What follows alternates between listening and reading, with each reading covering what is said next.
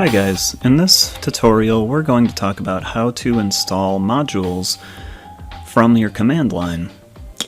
So if you followed my previous video on how to install Python, you would have made an environment variable within the installation that allowed you to just go to your command line and install packages. So what do I mean by packages? Well, let's open up the development environment that comes with your Python installation.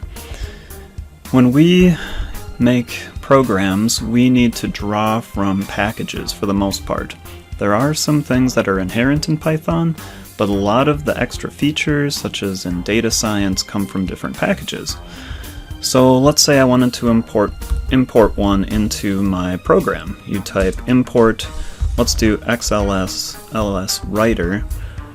So this means that I have not yet added that module to my computer.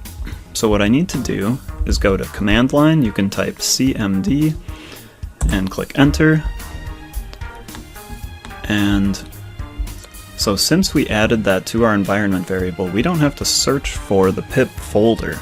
All we have to type is pip install xlsx writer, click enter, and it'll do everything for us. See, it just starts downloading it automatically. It says I'm using an old version of pip, but these yellow warnings don't make too much of a difference, so this will work just fine. So now, if I want to import XLSX writer, see that? It completed, and it went to the next line. That's really all there is to it. So, for some people just getting into Python, I'd highly recommend you install Pandas via the pip. And let's see, what else? Well, Pandas is probably the most important one. It'll allow you to make data frames, which I'll talk about in a separate video, but it's basically internal memory storage for arrays, and it's super helpful when you're analyzing data sets.